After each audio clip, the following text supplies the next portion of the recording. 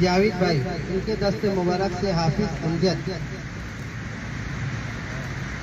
आरिफ भाई नूरी, इनके दस्ते मुबारक से मौलवी अब्दुल्ला साहब की खिदमत। सौ पे रब की नबी की मेहरबानी है कि हम प्यासों पे रब की नबी की मेहरबानी है कि हम प्यासों पे रब की नबी की मेहरबानी है। यहाँ ज़मज़म का पानी है, वहाँ कौसर का पानी है। यहाँ ज़मज़म का पानी है, वहाँ कौसर का पानी है। शेर हाजिर करता हूँ।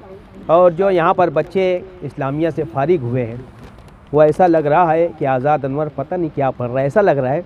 तो मैं आपको बता दूं कि मैं नाते पाक पढ़ रहा हूँ और आपको सुभान अल्लाह कहना है ना।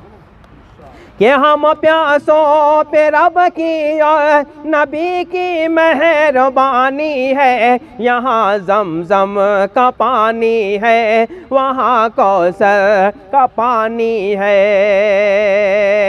शेर हाजिर करता हूँ, समात फरमाए। तमाम लोगों की पाकीज़ा समातें और मेरे शेर।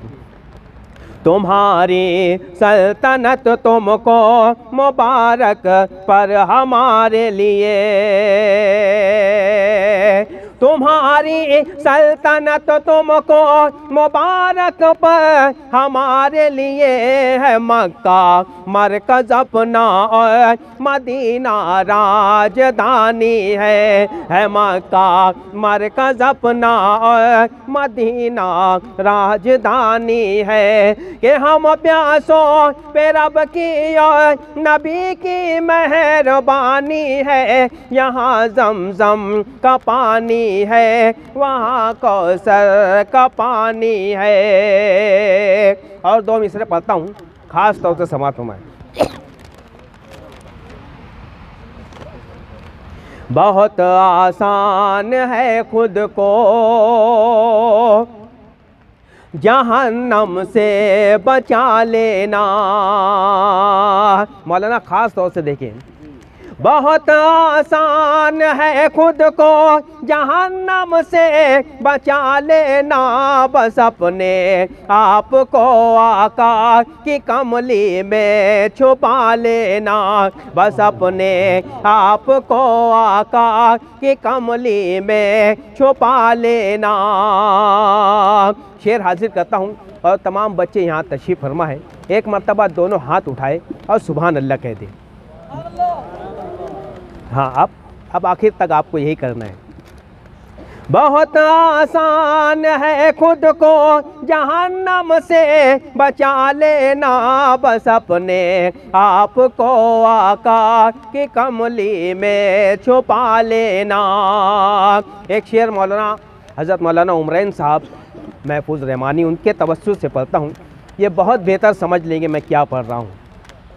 गिरेंगे अश्कों के बदले तुम्हारी आँख से मोती।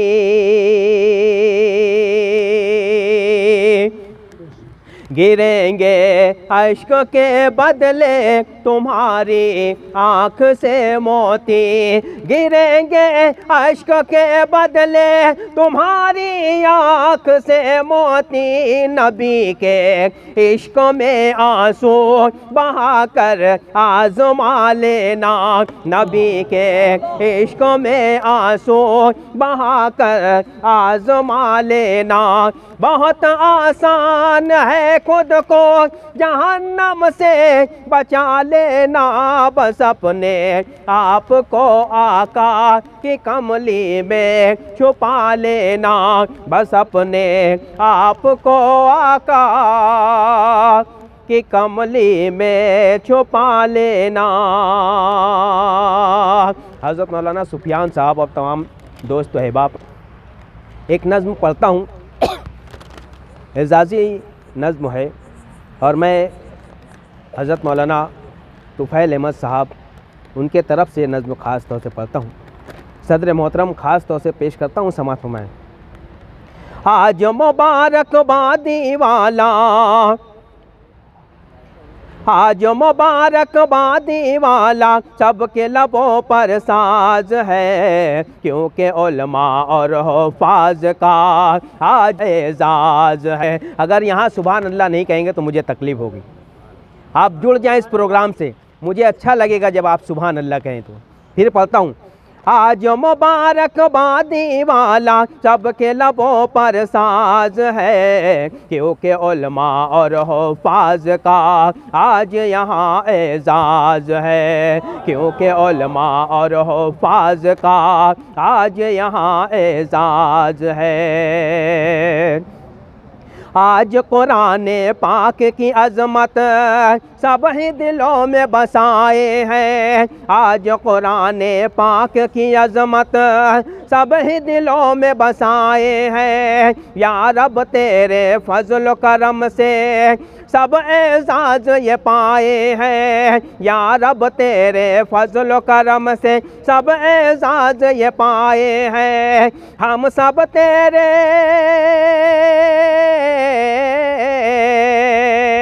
ہم سب تیرے بندے ہیں یا رب، اور تو بندہ نواز ہے۔ آج مبارکبادی والا سب کے لبوں پر ساز ہے، ہم سب تیرے بندے ہیں یا رب، اور تو بندہ نواز ہے۔ آج مبارکبادی والا سب کے لبوں پر ساز ہے۔ مدرسہ اسلامیہ کے تمام طلباء، ایک بند خاص طور سے پڑھتا ہوں، سماعت فرمائیں۔ مدرسہ اسلامیہ کے طلباء جو عالم و حفاظ ہوئے، مدرسہ اسلامیہ کے طلباء جو عالم و حفاظ ہوئے، حور و ملائک سارے مل کر ان لوگوں کو سلامی دے، حور و ملائک سارے سے لے کر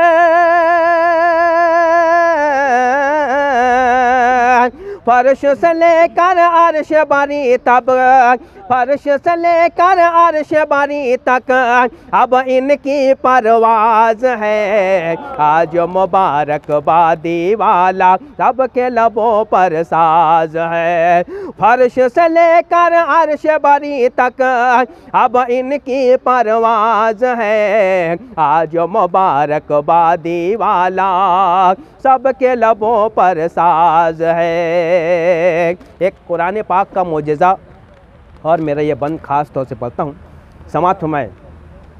حافظ عبداللطیف صاحب اس محفل کے ہیں دولہا، کہاں ہیں؟ اللہ سلامت رکھیے، بند پڑھتا ہوں، سماعت فرمائیں۔ حافظ عبداللطیف صاحب اس محفل کے ہیں دولہا، حافظ عبداللطیف صاحب اس محفل کے ہیں دولہا، صرف 96 دنوں میں اس نے حفظ مکمل کر ڈالا، کہہ دے سبحان اللہ ایک مرتبہ۔ حافظ عبداللطیف صاحب اس محفل کے ہیں دولہا، اس محفل کے ہیں دولہا، صرف 96 دنوں میں صرف 96 دنوں میں اس نے حفظ مکمل کر ڈالا، حفظ مکمل کر ڈالا، جزاک اللہ۔ صرف 96 دنوں میں اس نے حفظ مکمل کر ڈالا، سارے علماء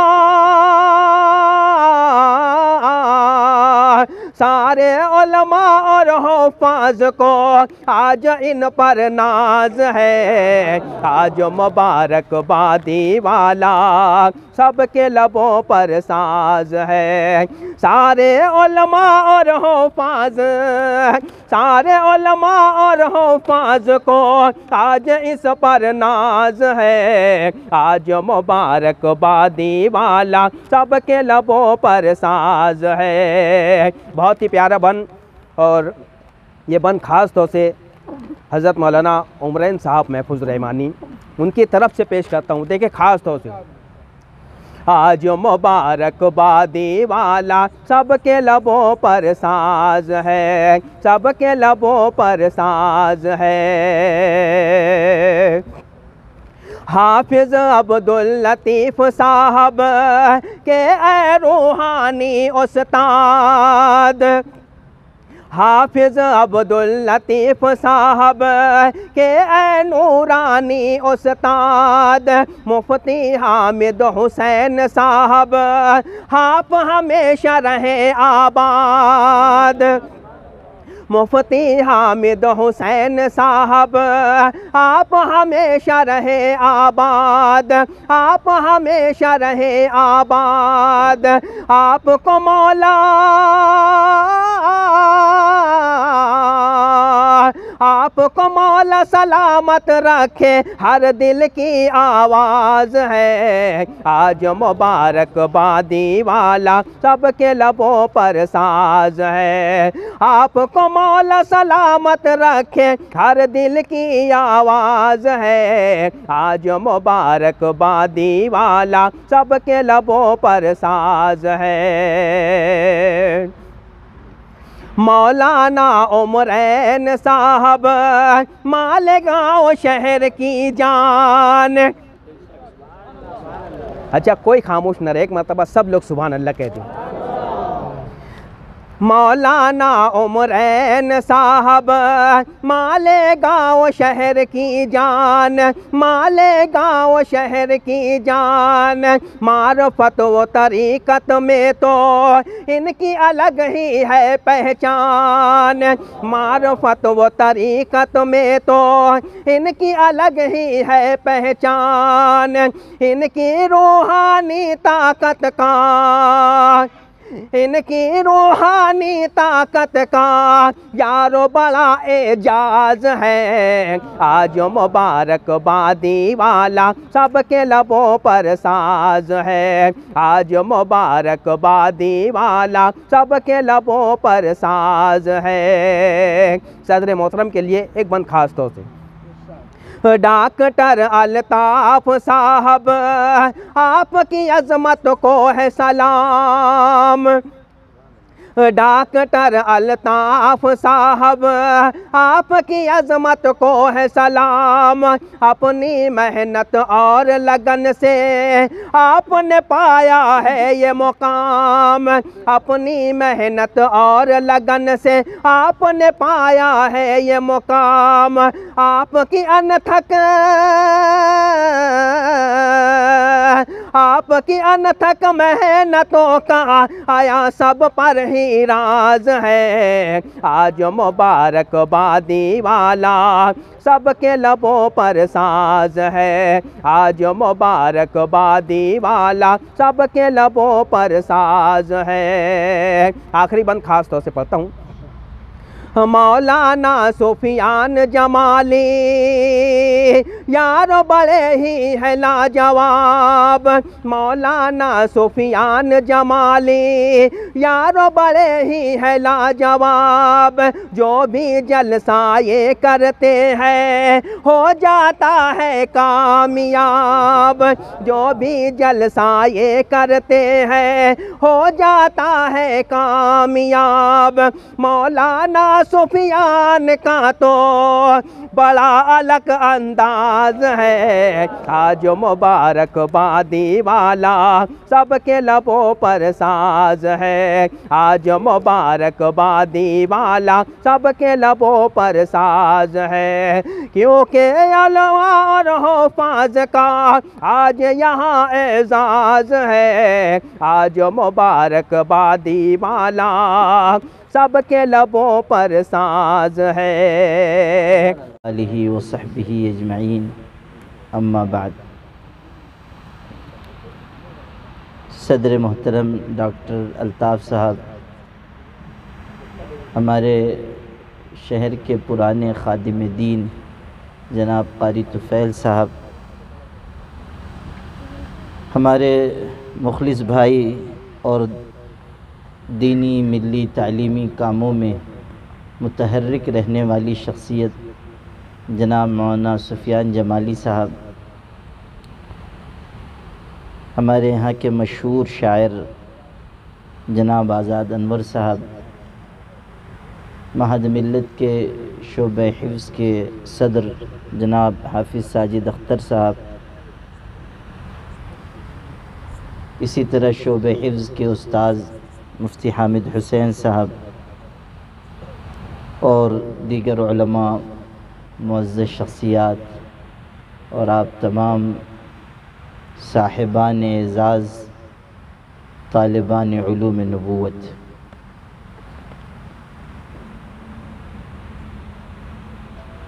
مجھے اس کا احساس ہے کہ ہم لوگ ٹھنڈک کے موسم میں کھلی جگہ جمع ہیں، اور مجھے یہ بھی پتہ ہے کہ طالب علموں کو بھوک زیادہ لگتی ہے،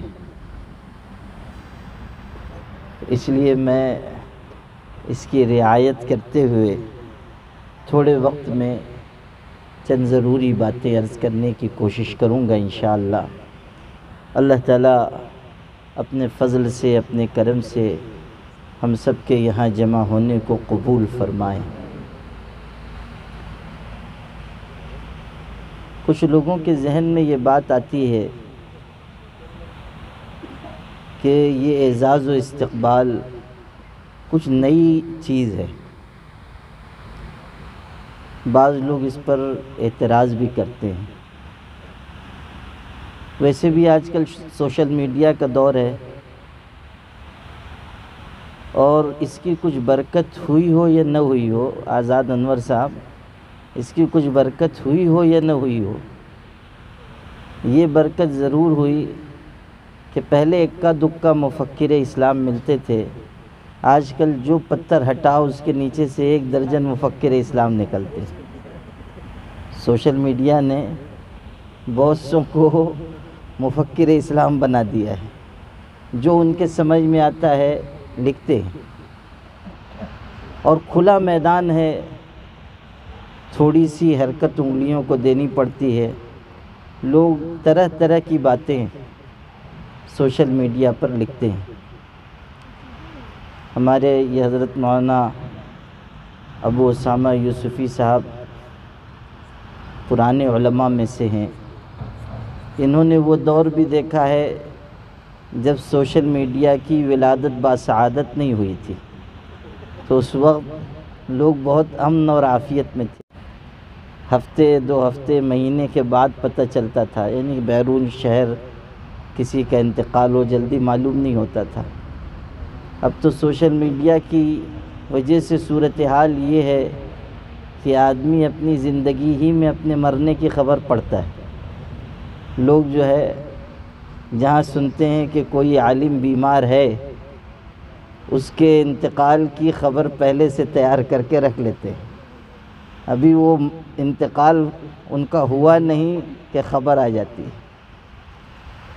تو یہ جو صورتحال ہے کہ لوگ اپنے خیالات کے اظہار کے لیے آزاد بھی ہو گئے اور بے باک بھی ہو گئے،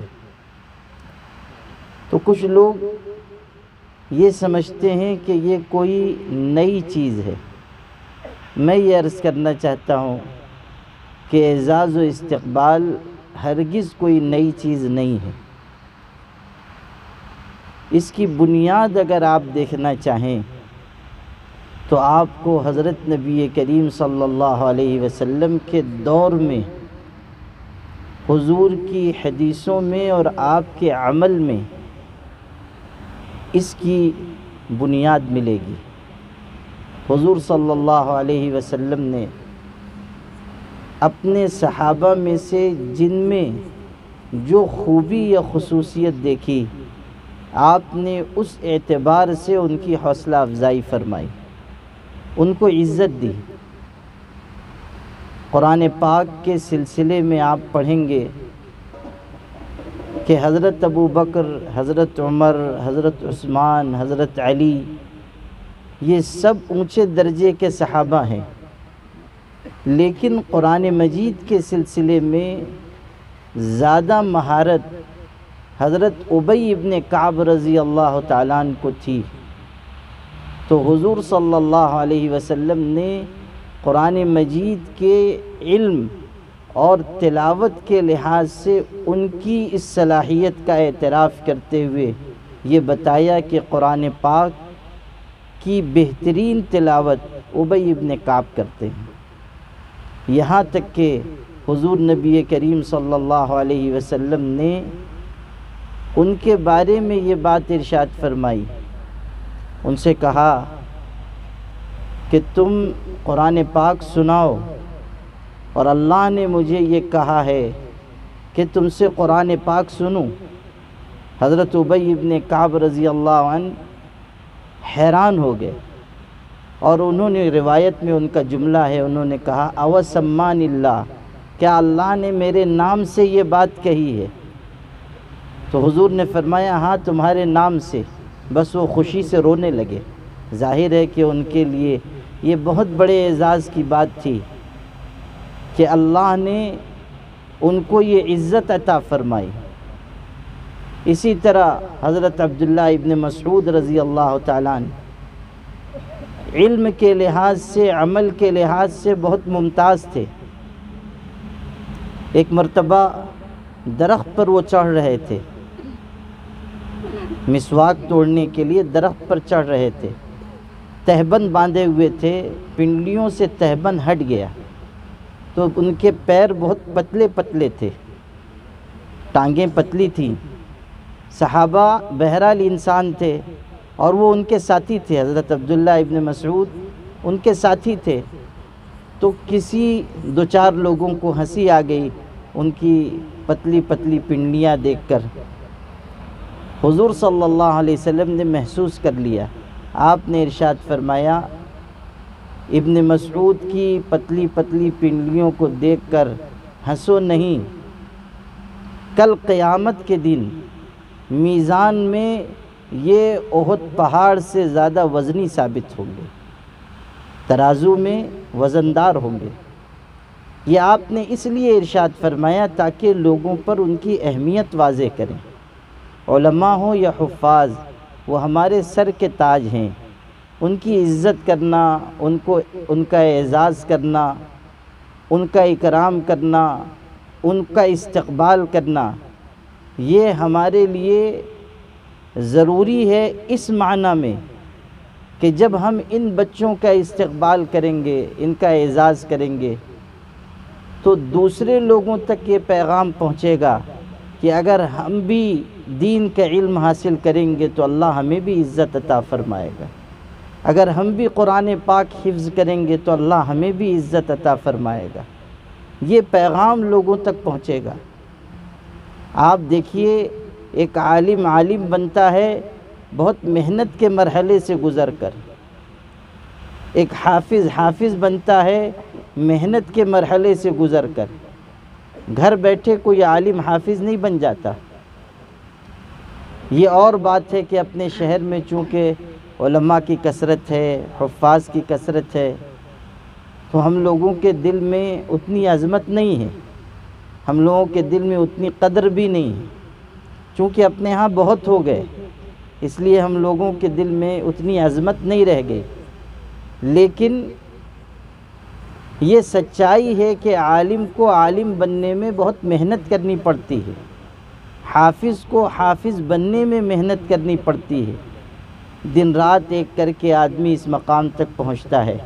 اب اگر کوئی حافظ بن رہا ہے، کوئی عالم بن رہا ہے اور اس کو اعزاز دیا جائے، استقبال کیا جائے، تو یہ کوئی غلط چیز نہیں ہے. اور اعزاز اور استقبال کرنے والوں کی حوصلہ افزائی کرنی چاہیے کہ وہ ایک اچھا عمل کر رہے ہیں. اب میں اپنے ان عزیزوں سے کچھ کہنا چاہتا ہوں جو یہاں پر صاحبان اعزاز ہیں. آپ حافظ بن گئے، آپ عالم بن گئے، یہ آپ کی منزل نہیں ہے. یہ اللہ نے آپ کو ایک مقام دیا، لیکن یہیں آپ کا سفر تمام ہو گیا ایسا نہیں. آپ کو ابھی بہت دور جانا ہے، آپ کو ابھی بہت محنت کرنی ہے. حافظ قرآن کو اپنے حفظ قرآن کی ہر طرح حفاظت کرنی ہے، اور قرآن پاک جو اس کے سینے میں ہے اس کے مطابق زندگی گزارنے کی کوشش کرنی ہے. یہ جو مشہور حدیث ہم لوگ سنتے ہیں کہ حافظ قرآن اپنے خاندان کے 10 ایسے لوگوں کے بارے میں سفارش کرے گا جن پر جہنم واجب ہو چکی، اور اللہ اس کی سفارش کو سنے گا اس حدیث کے الفاظ یہ ہیں کہ جس نے قرآن پاک یاد کیا فَأَحَلَّ حَلَالَهُ وَحَرَّمَ حَرَامَهُ، جس نے قرآن یاد کیا پھر قرآن کے حلال کو حلال جانا، اس کے حرام کو حرام جانا، یعنی قرآن پاک جو راستہ بتا رہا ہے اس کے مطابق اس نے زندگی گزاری، تب اللہ اس کو یہ مقام عطا فرمائے گا۔ اگر ہم نے صرف قرآن پاک کے حروف یاد کر لیے لیکن ہم نے قرآن پاک کے مطابق زندگی نہیں گزاری، ہم نے قرآن پاک کی ہدایتوں پر عمل نہیں کیا، ہم نے قرآن پاک کے بتائے ہوئے راستے کو نہیں اپنایا، تو سمجھ لیجئے کہ ہماری عزت خاک میں مل جائے گی۔ صرف حروف اور الفاظ یاد کر لینا اور اس کے احکامات اور قرآن پاک کی ہدایات سے صرف نظر کرنا بہت بڑی بیوقوفی ہے۔ قرآن پاک اس لیے ہے کہ ہم اسے پڑھیں، سمجھیں، عمل کریں، دوسروں تک اس کا پیغام پہنچائیں۔ یہ سب قرآن مجید کے حقوق ہیں۔ ہم کوشش کریں کہ زندگی کے آخری سانس تک قرآن پاک محفوظ رہے۔ یہ نہ ہو کہ آج حافظ بن گئے پھر ہم نے قرآن پاک چھوڑ دیا۔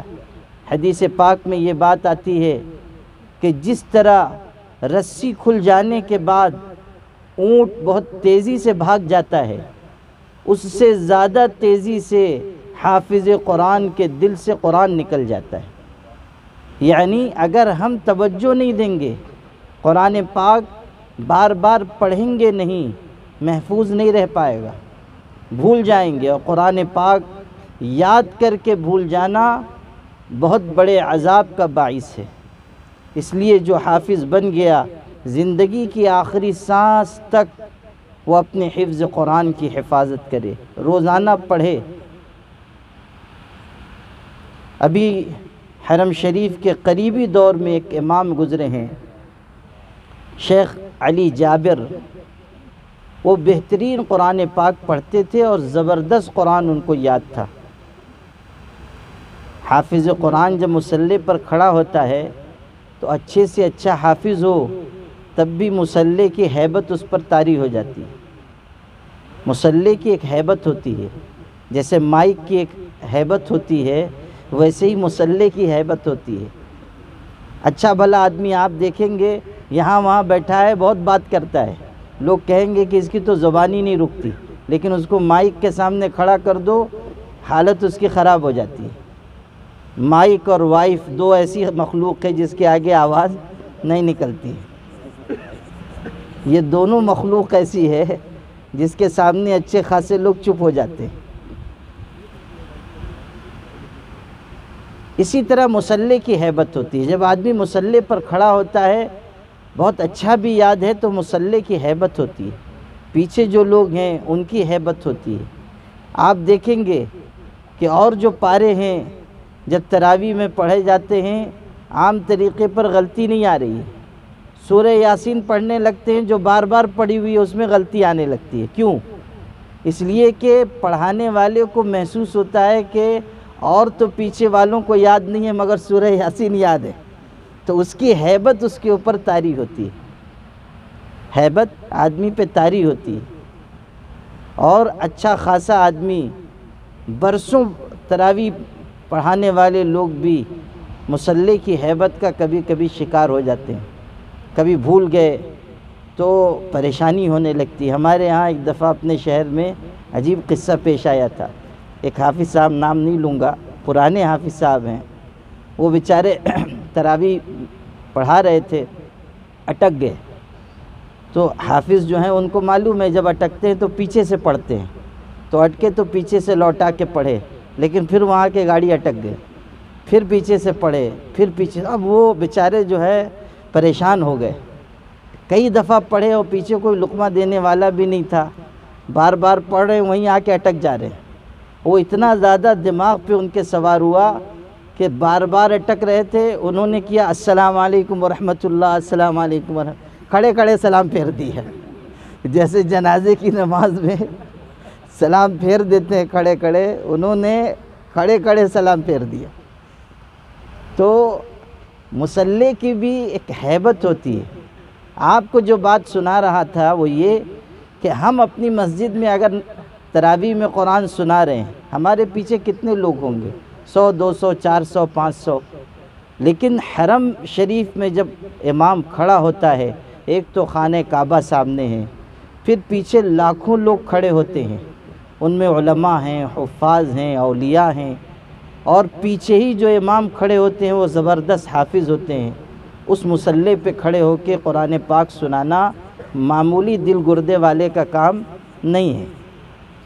تو شیخ علی جابر جن کی بات آپ سے عرض کر رہا ہوں، آپ اس سے اندازہ کیجئے کہ حرم شریف میں تہجد کی نماز میں انہوں نے پورا قرآن سنایا تہجد میں، اور تہجد کے وقت بھی لاکھوں لوگ ہوتے ہیں، تہجد میں پورا قرآن سنایا، اور پورا قرآن اس طرح سنایا کہ نہ کہیں غلطی آئی نہ کہیں اٹکے، اس طرح پورا قرآن سنایا۔ آپ اندازہ کیجئے کہ کیسا پختہ قرآن پاک ان کو یاد ہوگا، نہ کہیں غلطی آئی نہ کہیں متشابہ لگا نہ کہیں اٹکے، پورا قرآن اس طرح سنایا۔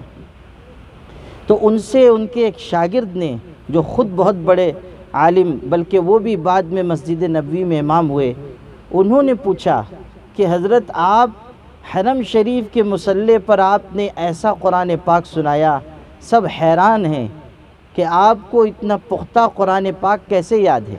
یہ جو ہمارے حافظ بنے ہوئے بچے ہیں ان کے لیے سنا رہا ہوں۔ تو انہوں نے کہا کہ میری یادداشت کی قوت اور حفظ کی پختگی کا راز اگر جاننا چاہتے ہو تو سنو، جب سے میں حافظ بنا ہوں روزانہ 1 پارہ عام دنوں میں، اور شعبان کے مہینے میں روزانہ 3 پارہ پڑھنے کا ایسا معمول ہے کہ کبھی مرض میں، سفر میں، بیماری میں، آزاری میں کبھی میں نے ناغہ نہیں ہونے دیا۔ روزانہ 1 پارہ پڑھتا ہوں اور شعبان میں روزانہ 3 پارے پڑھتا ہوں، دور کرتا ہوں۔ اس کی وجہ سے قرآن مجید مجھ کو ازبر ہے۔ یہ چیز ہے کہ حافظ بن گئے مگر مسلسل پڑھتے رہے، کبھی چھوڑا نہیں، کتنی سخت بیماری ہو، سفر ہو۔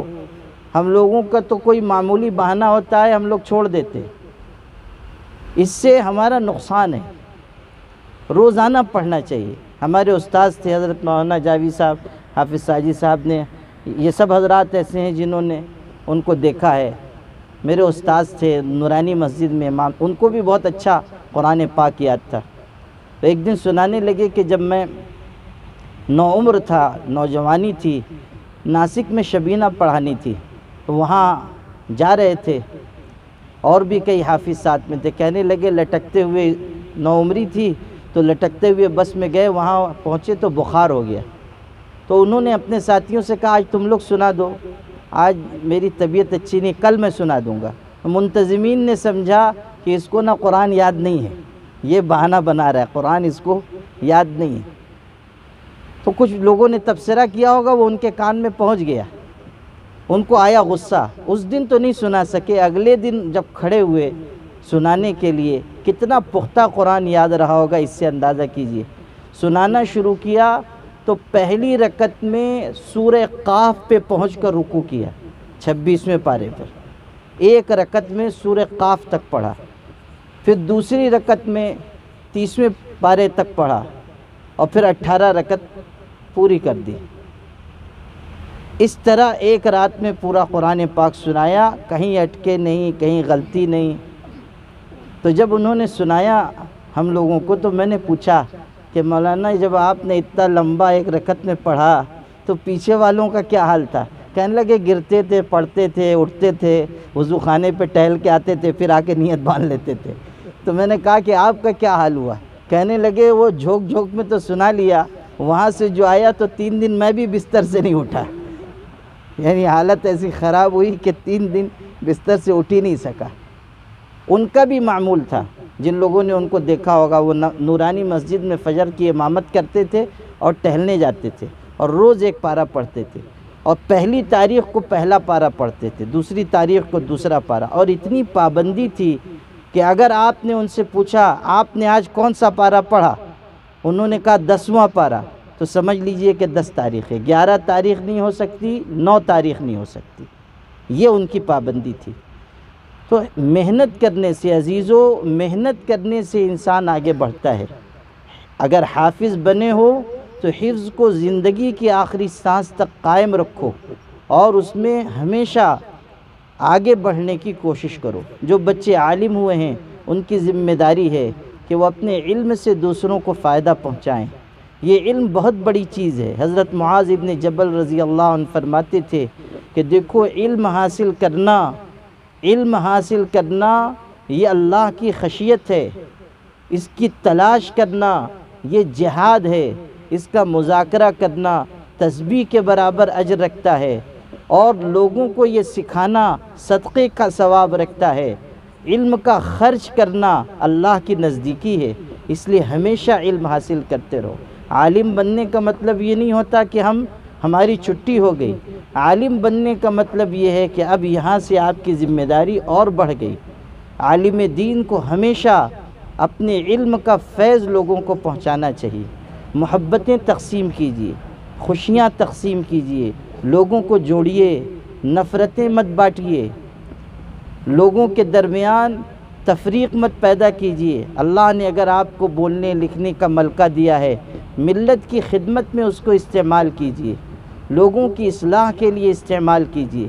خود اپنی ذات سے اچھے اعمال کے راستے پر چلیے۔ وہ عالم دین کبھی بافیض نہیں ہو سکتا جو خود اپنے علم پر عمل نہ کرتا ہو، وہ عالم کبھی بافیض نہیں ہوگا۔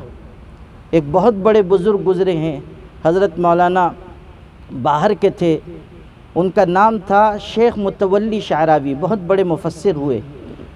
ان سے ایک بہت بڑے عالم نے جو ابھی زندہ ہیں ملک شام کے، پوچھا کہ حضرت میں تقریر کرتا ہوں، عالم ہوں، خطیب ہوں، کوئی نصیحت کر دیجئے۔ ان کے ذہن میں یہ تھا کوئی لمبی چوڑی یہ نصیحت کریں گے، مگر ایک جملہ انہوں نے کہا اور کتنا غضب کا، فرمایا لِيَحْذَرِ الدَّاعِيَةُ مِنْ أَنْ يَرَاهُ الْمَدْعُو عَلَى خِلَافِ مَا يَدْعُو إِلَيْهِ۔ ہر عالم کو اس سے بچنا چاہیے کہ جس چیز کی وہ دعوت دے رہا ہے لوگ اس کی مخالفت کرتے ہوئے اس کو خود دیکھیں۔ یعنی ہم جس چیز کے داعی ہیں اس پر ہمیں خود عمل کرنا چاہیے۔ اگر ہم اچھے اخلاق کی طرف، اچھے اعمال کی طرف، بھلی باتوں کی طرف لوگوں کو بلا رہے ہیں، خود ہمیں عمل کرنا چاہیے۔ ایک بڑے عالم تھے، وہ فجر کی نماز کے بعد درس قرآن دیتے تھے، فجر کے بعد، اور حیرت اس پر ہوتی تھی کہ بہت لوگ آتے تھے، فجر میں مجمع ہوتا تھا، تو لوگوں کو حیرت ہوتی تھی کہ فجر میں اتنے سارے لوگ ان کا درس سننے آتے ہیں۔ کسی نے ان سے پوچھا اس کا راز کیا ہے، انہوں نے ٹال دیا۔ بہت اصرار کرنے کے بعد انہوں نے ایک بات بتائی تھی، وہ سنانا چاہتا ہوں۔ انہوں نے کہا کہ اگر راز جاننا چاہتے ہو تو سن لو، یہ جو درس میں فجر کے بعد دیتا ہوں، آدھی رات سے اٹھ کر میں پہلے خود قرآن پاک کی تلاوت کرتا ہوں، روزانہ 10 پارے قرآن پڑھ کر پھر درس دیتا ہوں۔ اس تلاوت کی یہ برکت ہے کہ اللہ تعالیٰ لوگوں کو متوجہ فرماتا ہے۔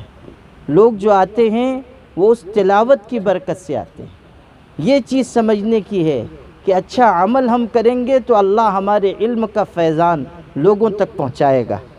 میرے خیال میں 25 منٹ کا وقت جو تھا وہ اب مکمل ہو رہا ہے۔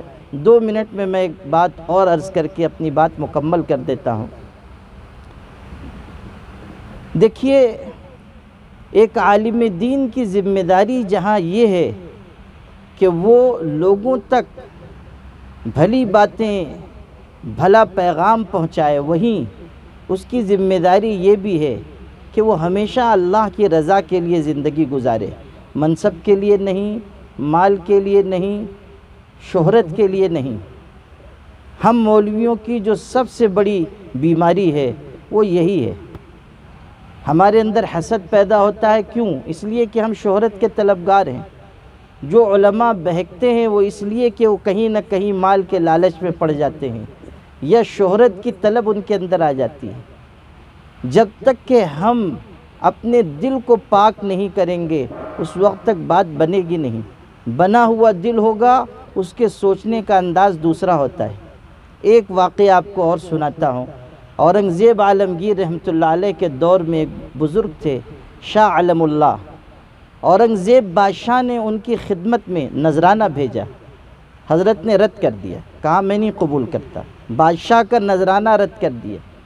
بادشاہ کو خبر ہوئی، اس نے کہا ٹھیک ہے حضرت نہیں لے رہے ہیں، وہ فلاں بزرگ ہیں ان کو دے دو، دوسرے ایک بزرگ تھے، اور بتا کر دینا۔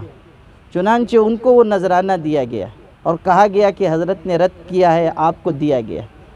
ان بزرگ نے کیا کہا، وہ بھی عالم تھے، بزرگ تھے، انہوں نے کہا اگر حضرت نے رد کیا ہے تو حضرت کی شان بہت اونچی ہے، وہ واقعی درویش ہیں، میں تو دنیا دار آدمی ہوں، لاؤ میں قبول کر لیتا ہوں۔ حالانکہ وہ بھی عالم تھے، بزرگ تھے، لیکن اپنے آپ کو نیچا رکھا اور کہا ہم تو دنیا دار ہیں، لاؤ ہم قبول کرتے ہیں۔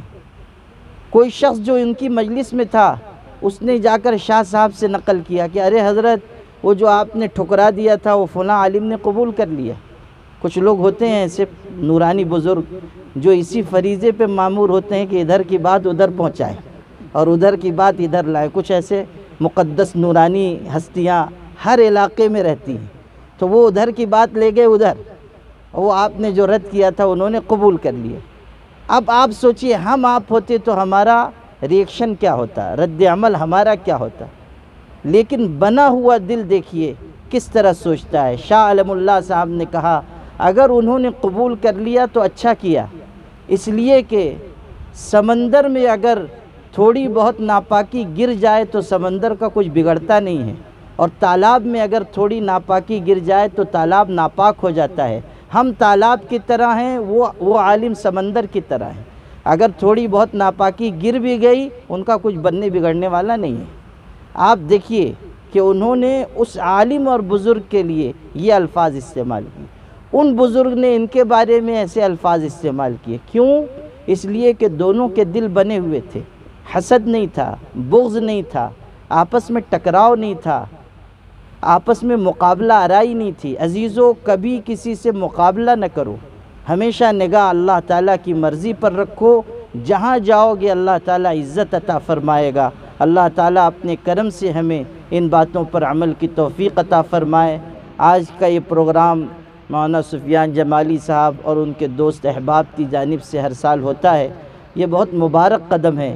میں ان سب حضرات کو بھی مبارکبادی اور تہنیت پیش کرتا ہوں اور دعا کرتا ہوں کہ اللہ تعالیٰ اس عمل خیر کو ہم سب کی طرف سے قبول فرمائے اور ہمارے ان عزیز بچوں کو دین و دنیا میں روشن مستقبل اور سعادت اور برکت اور خیر نصیب فرمائے اور ان کے علم و عمل سے لوگوں کو فائدہ پہنچائے۔ وآخر دعوانا الحمد۔ ڈائمنڈ کارپیٹ، ہمارے وہاں کارپیٹ دراز پائیدان ہول سیل ریٹ میں دیا جاتا ہے۔ ہمارا پتہ یاد رکھیں، مصطفیٰ ونگار بازار، ڈائمنڈ کارپیٹ، مالیگاؤں۔